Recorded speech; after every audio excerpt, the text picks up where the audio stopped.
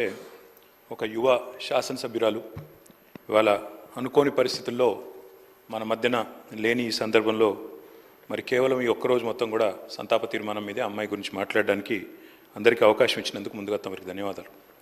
అధ్యక్ష, నిజంగా కూడా కొన్ని సందర్భాలు దిగ్భ్రాంతిని కలిగిస్తాయి అధ్యక్ష. ఇవాళ జ్ఞాని సాయన్న గారు ఇప్పుడే ముఖ్యమంత్రి గారు చెప్పినట్టు ఒక సీనియర్ శాసనసభ్యుడు, 5 సార్లు గెలిచిన మంచి వ్యక్తి, మృదు స్వభావి, ఎప్పుడు ఎక్కడ ఎవరిని కలిసినా ఏ పార్టీలో ఉన్నా ఒక అజాత శత్రువుగా మంచి పేరు తెచ్చుకున్న వ్యక్తి జ్ఞాని సాయన్న గారు అధ్యక్ష.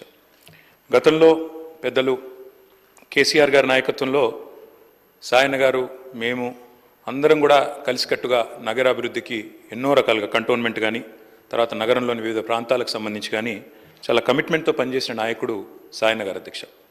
అధ్యక్ష, సాయన్న గారు అదేవిధంగా మా గౌరవ ముషీరాబాద్ శాసనసభ్యులు ముఠా గోపాల్ గారు చిరకాల స్నేహితులు అధ్యక్ష. దాదాపు దశాబ్దాల స్నేహం వారిద్దరిది కూడా. మీకు కూడా మంచి స్నేహితులు అధ్యక్ష వారు.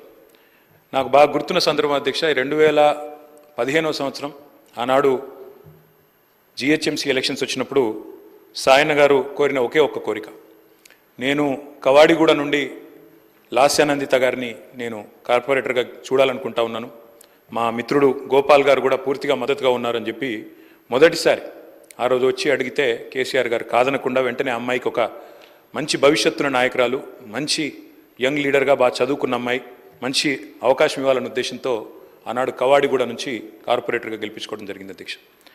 కానీ నిజంగా కొన్ని సందర్భాలు ఎట్లా ఉంటాయి అధ్యక్ష అంటే, ఇప్పుడు సాయన్న గారి కుటుంబాన్ని చూస్తూ ఉంటే విధి నిజంగానే వారి మీద పగబట్టిందేమో అన్నంత తీవ్రంగా ఒకే ఒక్క సంవత్సరంలో మరి అటు సాయన్న గారు దుర్మరణం పాలు కావడం, ఆ తర్వాత అనుకోని మరి మమ్మల్ని అందరినీ కూడా విస్మయపరుస్తూ దిగ్భ్రాంతికి గురి చేస్తూ లాస్యానందిత గారు కూడా ఈ రోడ్ యాక్సిడెంట్లో చనిపోవడం, ఇవన్నీ కూడా అత్యంత ఆవేదన కలిగించే అంశాలు అధ్యక్ష.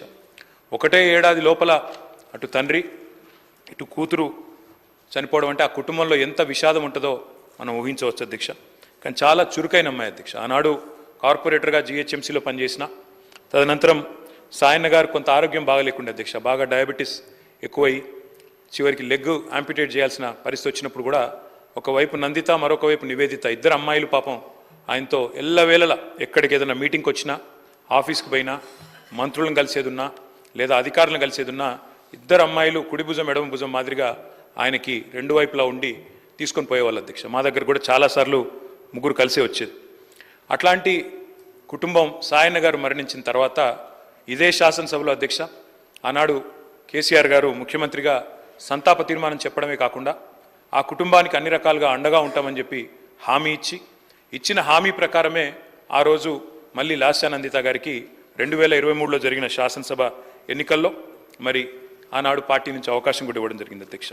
ఇప్పుడే ముఖ్యమంత్రి గారు చెప్పినట్టు కంటోన్మెంట్లో సాయన్న గారు చేసిన సేవ, రాజకీయాలకు అతీతంగా కలిసి ఉండే మంచి వ్యక్తిత్వం, ఎన్నింటి వల్ల నందిత గారికి కూడా తప్పకుండా తండ్రి గారి ఆశీస్సులతో పార్టీ అండతో బ్రహ్మాండమైన మెజారిటీతో అమ్మాయి కూడా గెలిచింది అధ్యక్ష. బాధాకరం ఏమంటే సరిగా గెలిచిన కొద్ది కాలానికే మరి నల్లగొండలో మా పార్టీ సభ ఒకటి జరుగుతూ ఉంటే అక్కడికి నందిత గారు కూడా రావడం జరిగింది. ఆ రోజు కూడా రోడ్ యాక్సిడెంట్ అయింది. తన కారుకి పూర్తి స్థాయిలో ధ్వంసమై అమ్మాయి స్వల్ప గాయాలతో బయటపడ్డా కూడా మరి చాలా ఇబ్బంది పడ్డది అధ్యక్ష. చాలా మనోవేదనకు కూడా గురైంది. తదనంతరం వాళ్ళ ఇంట్లో కూడా ఒక చిన్న యాక్సిడెంట్ అయింది. వరుసగా ఏదో పగబట్టినట్టే నల్లగొండలో ప్రమాదం, తర్వాత అక్కడ లిఫ్ట్లో ప్రమాదం, ఆ తర్వాత మళ్ళీ అనుకోకుండా ఈ ఓఆర్ఆర్ మీద జరిగిన రోడ్ యాక్సిడెంట్లో అమ్మాయి మరణించడం జరిగింది అధ్యక్ష. మేము ఆ రోజు పార్టీగా మాట ఇచ్చి సాయన్న గారి కుటుంబం మా కుటుంబమే అని చెప్పి ఆనాడు సాయన్న గారి తర్వాత లాస్యానందిత గారికి పార్టీ అవకాశం ఇచ్చింది అధ్యక్ష. అమ్మాయి గెలిచింది. దురదృష్టవశాత్తు ఏడాది లోపలే అమ్మాయి మరణిస్తే తిరిగి వారి సోదరి నివేదిత గారికి మొన్న జరిగిన ఉప ఎన్నికల్లో కూడా అవకాశం ఇచ్చింది అధ్యక్ష పార్టీ నాయకత్వం, కేసీఆర్ గారు. కానీ దురదృష్టం ఉప ఎన్నికల్లో మొన్న మా పార్టీ ఓటమి పాలు కావడం జరిగింది అధ్యక్ష. నిజంగా కల్లో కూడా అనుకోలేదు. చురుకైన ఒక నాయకురాలు, మంచి వ్యక్తిత్వం, మంచి విద్యార్హతలు కలిగిన ఒక మహిళ ఈ శాసనసభలో అడుగుపెట్టిందని చెప్పి సంతోషపడ్డాం. భవిష్యత్తు ఉజ్వలంగా ఉంటుంది అమ్మాయికి అని చెప్పి ఆశించినాం. కానీ ఇదే సభలో ఆమె అడుగుపెట్టిన కొద్ది కాలానికే సంతాప తీర్మానం మీద మాట్లాడాల్సి వస్తుందనే ఆవేదన మాత్రం మా సభ్యులందరికీ ఉంది అధ్యక్ష. వారందరి మనోవేదన, ముఖ్యంగా మా గోపాలన్న గురించి అయితే ఆయన ఎంత బాధపడ్డారో నేను కళ్ళారా చూసిన అధ్యక్ష. అందుకే ఇలాంటి క్లిష్ట పరిస్థితుల్లో సాయన్న గారి మరణం తర్వాత మేమందరం కూడా ఆ కుటుంబానికి అండగా నిలబడాలని పార్టీగా నిర్ణయం తీసుకున్నాం. తర్వాత నందిత గారు, తర్వాత ఇప్పుడు నివేదిత గారు, వారి కుటుంబానికి ఈరోజు అయితే కాదు అధ్యక్ష, భవిష్యత్తులో కూడా సంపూర్ణంగా అండగా ఉంటాం.